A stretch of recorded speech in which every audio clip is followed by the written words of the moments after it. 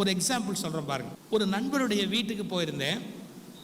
எனக்கு குடிக்கிறதுக்கு பால் வாங்கிட்டு வந்து கொடுக்க சொல்லி இது மாதிரி +1 படிக்கிற அவருடைய மகனை கூப்பிட்டு, டேய் சார் வந்திருக்கிறாரு, உள்ளே போய் சாருக்கு குடிக்க பால் வாங்கிட்டு வா அப்படின்னு.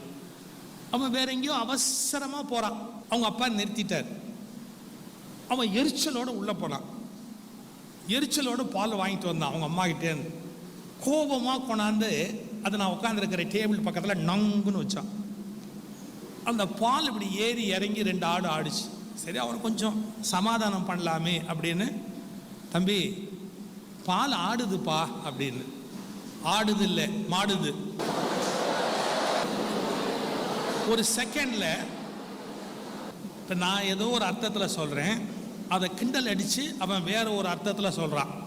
நான் அப்படியே திகைச்சு போயிட்டேன். இதே டயலாக நடிகர் விவேக் சொன்னார்னா 1 லட்சம் ரூபாய், சந்தானம் சொன்னார்னா 1 லட்சம் ரூபாய்,